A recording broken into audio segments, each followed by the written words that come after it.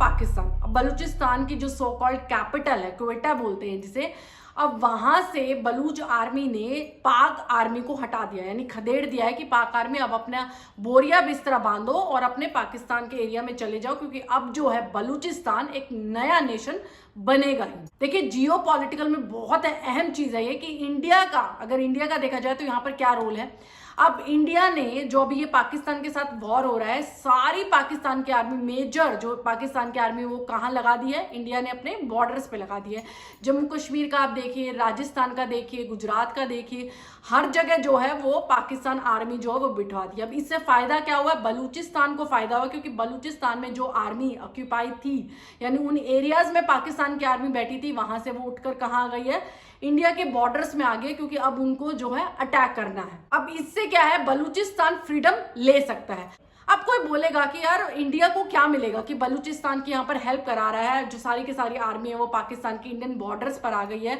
India जो है वो लगातार लड़ रहा है, इंडिया जो है वो लगातार लड़ भी रहा है, पाकिस्तान जो अटैक कर रहा है उसका मुंह तोड़ जवाब भी दे रहा है, तो भाई बलूचिस्तान जो है उसको फ्रीडम मिल जाएगी। तो इंडिया को एक्चुअली क्या हासिल होगा, देखिए समझिए कि जब बलूचिस्तान फ्रीडम लेता है, यानी बलूचिस्तान जब फ्रीडम लेता है तो उसके ऊपर क्या है, खैबर पाख्तून। तो खैबर पाख्तून को भी प्रिंग करेंगे, वो भी पाकिस्तान को प्रिंग करेंगे कि भाई देखो अभी यहाँ पे फ्रीडम आ गई है, हमारी खुद की भी अगर आर्मी खड़ी हो गई तो तुम्हारे फिर से टुकड़े होंगे, तो वो भी प्रिंग करेंगे। और कहीं ना कहीं अगर वो फ्रीडम लेते हैं तो वहां से इंडिया को हेल्प मिलेगी टू एक्वायर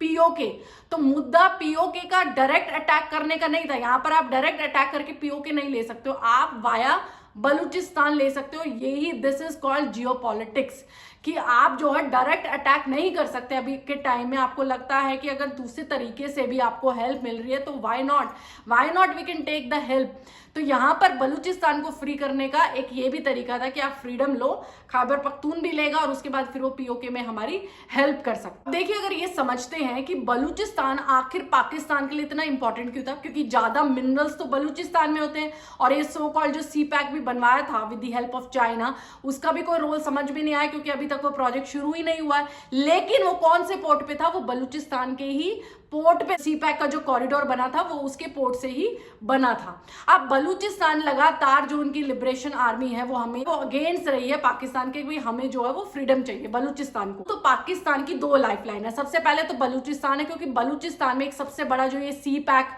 बन रहा था प्रोजेक्ट, जो कि बहुत बड़े फंड के साथ चाइना की हेल्प से बना था, और इससे इनको बहुत ज्यादा उम्मीदें भी थी। दूसरा गैस रिफाइनरीज, क्योंकि यहाँ पर मिनरल्स भी बहुत जाते हैं बलूचिस्तान के, जो ये लेके दूसरी कंट्रीज में बेच देते हैं। तो पहली लाइफलाइन तो ये, दूसरी लाइफलाइन है जो इलीगली ट्रेड करते हैं ईरान के साथ, क्योंकि ईरान में तेल बहुत ज्यादा होता है। लेकिन 2018 में अमेरिका ने सैंक्शन कर दिया था देशों को जो कि ईरान से तेल खरीदेंगे, लेकिन पाकिस्तान क्या कर रहा है, पाकिस्तान इलीगल तौर पर जो है ईरान से तेल खरीद लेता है। अब वहां पर देखा जाता है बॉर्डर एरियाज में कि जो पाकिस्तान के ट्रक खड़े हुए हैं और वो ईरान के ट्रक से पाइप के थ्रू जो है वो तेल लेते हैं, तो ट्रेडिंग वो पूरी के तरीके से कर रहे हैं। और यहाँ पर जो पैसा वापस करना है ईरान में, वो भी वो हवाला के थ्रू देते हैं। वैसे तो इस्लाम स्कॉलर्स में हवाला को गलत बताया जाता है, लेकिन यहाँ पर क्योंकि पैसों का मामला है, यहाँ पर पैसे मिल रहे हैं पाकिस्तान को, तो वो यहाँ पर कोई आइडियोलॉजी कोई भी फॉलो नहीं करते। पूरी की पूरी जो ब्लैक मार्केटिंग चलती है इनके बीच में, जो ट्रेड चलता है, वो $457 बिलियन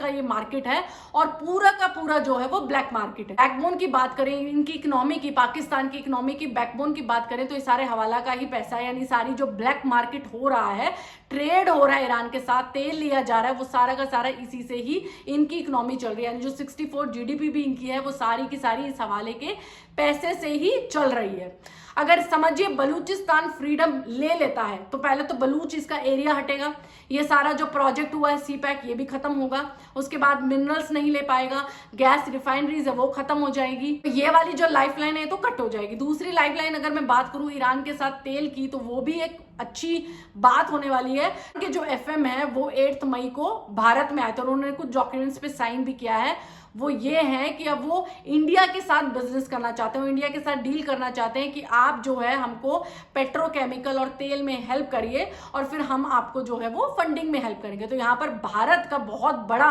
एक सिग्नल गया है कि ठीक है, हम ब्लैक मार्केट कुछ नहीं करेंगे, यानी हम सारा काम लीगल करेंगे, हम आपसे माल भी खरीदेंगे लेकिन लीगल तौर पे खरीदेंगे और हम आपको बदले में जो है वो फूड ग्रेन्स देंगे, मेडिकल की सुविधाएं देंगे और इंडस्ट्रीज की भी सप्लाई देंगे। तो क्योंकि आपको अब चीपर रेट में पाकिस्तान को नहीं बेचना होगा, यानी कि आपको पाकिस्तान को नहीं बेच सकते, उनके साथ कोई ट्रेडिंग नहीं कर सकते, तब हम जो है आपके साथ ट्रेड करने के लिए ओके हैं और वो भी सारा लीगल तौर पर होगा। अब ये जो हवाला का पैसा आता था पाकिस्तान में, जो लाइफलाइन की मैंने बात करी, वो कहाँ यूज करता था? ह्यूमन ट्रैफिकिंग में यूज करता था, वेपन्स की प्लेसमेंट में यूज करता था, इलीगल तौर पे जो चीजें खरीदी जाती हैं उस पर करता था। ये हवाले का पैसा ही गोल गोल घूम के पाकिस्तान में रहता था। तो देखिए, अगर ये दो लाइफलाइंस, पहली बलूचिस्तान को फ्रीडम होना और सेकंड ईरान का भी तेल के साथ इनकी ट्रेडिंग खत्म कर, पाकिस्तान के पास अपने टैंकों में डालने के लिए भी पेट्रोल नहीं होगा, तेल नहीं होगा, क्योंकि अब जो ईरान है, जो चीपर प्राइस में इनको अभी तक दे रहा था, इलीगल ट्रेडिंग कर रहा था, ब्लैक मार्केट हो रही थी, वो अब खत्म करने जा रहा है। तो अगर पाकिस्तान की, अगर हम जियोपॉलिटिक्स की बात करें, यानी दूसरी स्ट्रैटेजी की बात करें, वॉर हो रही है वो तो अलग बात है, लेकिन ये वाली बात पे भी समझ के देखिए कि दोनों चीजें, दोनों लाइफलाइन जब हिट होंगी तो पाकिस्तान जो है वो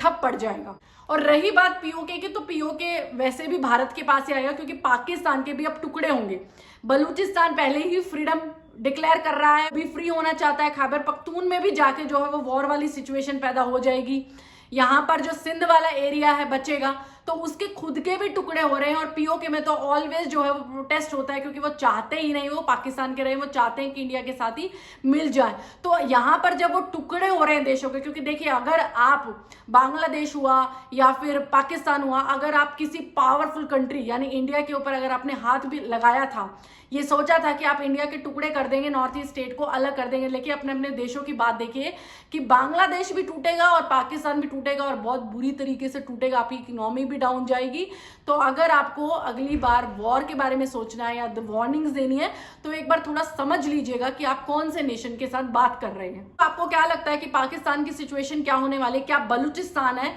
वो एकदम से स्प्लिट हो जाएगा और एक अलग से नेशन बना लेगा, और क्या पाकिस्तान के भी टुकड़े होंगे जैसे कि बांग्लादेश के टुकड़े हो रहे हैं? आप अपनी जो राय है वो जरूर मुझे कमेंट बॉक्स में दीजिए, और अगर आपको वीडियो अच्छी लगी हो तो प्लीज इसे लाइक करें, जितना हो सके शेयर करें और मेरे चैनल को सब्सक्राइब करना ना भूलें। Thank you for watching.